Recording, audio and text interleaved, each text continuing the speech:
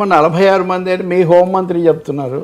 హోంమంత్రి మీద ఎప్పుడైనా కామెంట్స్ చేస్తుంటారు కదా అనేది ఇక్కడ వచ్చినటువంటి అంశం. ఇది వాలంటీర్లు దీన్ని ఇప్పుడు కోట్ చేస్తున్నారు. బహుశా నేను అనుకుంటాను శ్రావణ్ కూడా దాన్ని తీసుకొని సార్ వాలంటీర్లు ఆ హోప్తో ఉన్నారండి వీళ్ళు తీసుకుంటారు అన్న దాని మీద, లేకపోతే ఇది ప్రజాస్వామ్యం అండి. ప్రజాస్వామ్యంలో ప్రభుత్వాలు పార్టీలు మారొచ్చు కానీ ప్రభుత్వాలు శాశ్వతంగా ఉండాలి. మేము 10,000 చేస్తాము, 50,000 ఒకేసారి ఇస్తాము, ఇట్లాంటివి చెప్పి అసలు వాళ్ళకి దిక్కు దివాణం లేకుండా ఒక అయోమయంలో నెట్టడం అన్యాయం. ఇంక అందులో వాళ్ళు యువత, వాళ్ళకి ఏమి రాజకీయాలు ఉన్నాయి, జగన్ ఇస్తే జగన్ అనుకునే అన్నారు, మీరుంటే రేపు మీ మాట వింటారు. అందుకని దీని మీద స్పష్టత ఇవ్వకుండా ఇంతకాలం నానబెట్టడం ఖచ్చితంగా పొరపాటు. ఈరోజు కూడా మంత్రివర్గ సమావేశం ఉంది. అవును, క్యాబినెట్ మరి క్యాబినెట్లో మరి ఏమన్నా నిర్ణయం చేస్తారేమో, కానీ ధోరణి చూస్తుంటే మటుకు వ్యతిరేకంగానే ఉంది.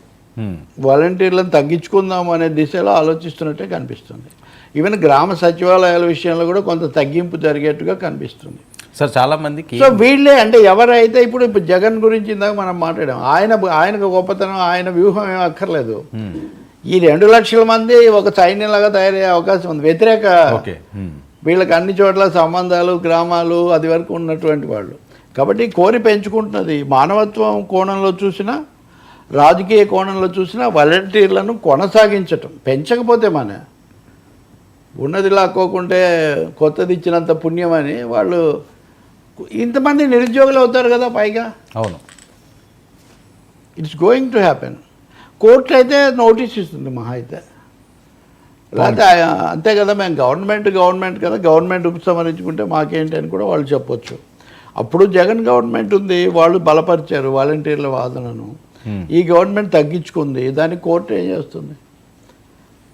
సరే, అమరావతి అనే అంశం గతంలో చూసాం. 2014 రాష్ట్ర విభజన తర్వాత జరిగిన పరిణామాలు. 10 సంవత్సరాలు అసలు రాజధాని లేదు.